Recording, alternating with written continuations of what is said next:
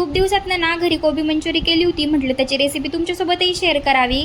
त्याच्यासाठी ना कोबी चिरून घेतला, बीटही किसून घेतलं आणि थोडासा कांदाही चिरून घेतला, हिरवी मिरची, अद्रक लसूणची पेस्ट तयार करून घेतली, थोडीशी कोथिंबीर घालून हे सर्व आहे ना एकत्र करून घेतलं। त्याच्यामध्ये ना थोडंसं मीठ घातलं आणि मीठ घातल्यानंतर कोबीलाही पाणी सुटतं, मग जेवढा मैदा बसेल ना तेवढं ते मळून घेतलं, न पाणी घालता हे मळून घेतलं, थोडंसं हाताला तेल लावलं आणि याचे मस्त असे मंचुरियन बॉल तयार करून घेतले आणि ना तेलामध्ये ना मस्त असे तळून घेतले। आणि हे बॉल्स आहेत ना हे नुसते खाल्ले ना तरी पण खूप छान लागतात टेस्टला। पण मला आहे ना आज मंचुरियन ना गिरवीचं बनवायचं होतं, त्याच्यासाठी सर्व बॉल असे तळून घेतले, सोबत कांदा, शिमला मिरची आणि कोबीही कट करून घेतला, कारण आपल्याला याची गिरवी बनवायची होती। त्याच्यासाठी कढईमध्ये ना थोडंसं तेल ठेवलं आणि ना कांदा मस्त असा थोडासा लालसर होईपर्यंत परतून घेतला। कांदा परतल्यानंतर त्यामध्ये शिमला मिरची आणि कोबी घालून घेतला।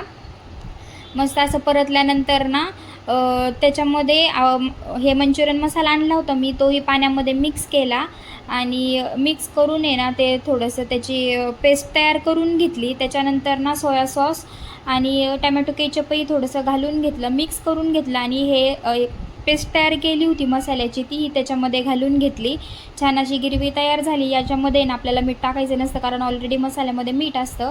आणि तळून घेतलेले बॉल्स आहेत ना सर्व त्याच्यामध्ये टाकून घेतले, मस्त असे मिक्स करून घेतले आणि ना ह्या मंचुरियनची ना टेस्ट तर खरंच खूपच सुंदर लागत होती। आणि मस्त असे मंचुरियन बॉल्स तयार करून घेतलेले त्यामध्ये टाकले, छान मिक्स करून घेतलं आणि हे मंचुरियन तयार झालं। माझी रेसिपी तुम्हाला आवडली ना तर नक्की ट्राय करा।